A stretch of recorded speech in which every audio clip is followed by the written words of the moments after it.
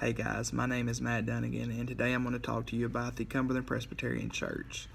As a historian, due diligence, objectivity, and integrity are important parts of historical research.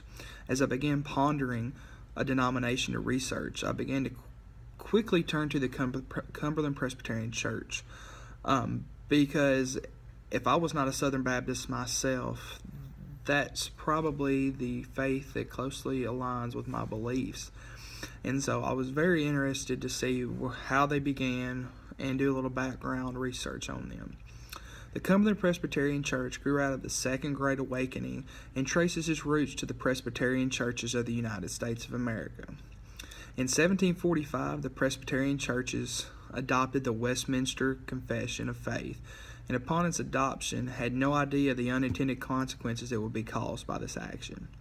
While this public confession of faith was not in and of itself unique, and public confessions of faith, like the Westminster, have been a part of church history since the New Testament church, this is going to change how confession of faith functions as an authority of faith and in practice. The Westminster Confession of Faith was adopted and agreed upon by most Presbyterians until the early 1800s. During the Second Great Awakening, a large group of Presbyterians began to lean strongly towards what Hubert Morrow, in his article about the Cumberland Presbyterian tradition, calls the revival method of evangelism and preaching a whosoever will gospel.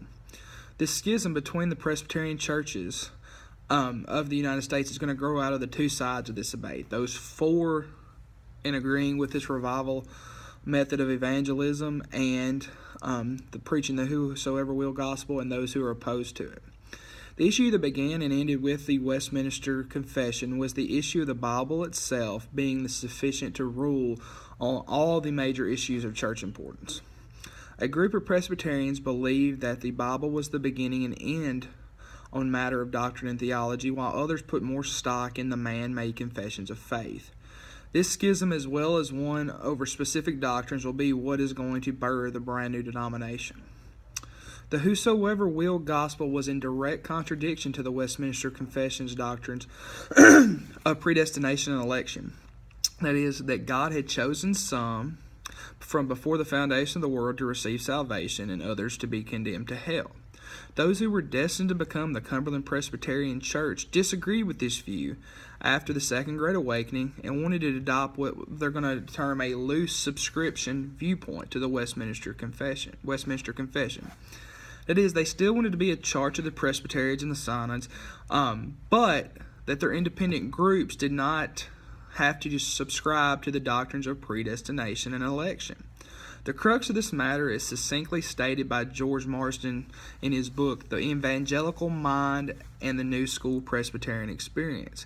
He says the meaning of subscription to the Westminster Standards was the only issue on which the two schools could not readily agree.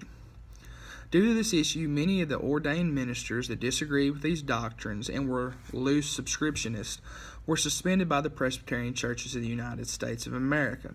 The ministers and members who adhered to this decided to create their own presbyteries, and the Cumberland Presbyterian Church was born.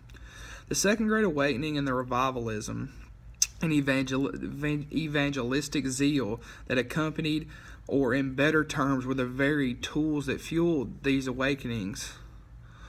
This in turn, as Murdow is going to put it, marked the beginning of a distinctive tradition in American Presbyterianism with respect to how the nature of a confession of faith is understood and how confession functions as a source of authority in faith and practice. The Cumberland Presbyterian Church concluded that the Bible was the ultimate authority, and whosoever will was not limited to just the elect. Thanks.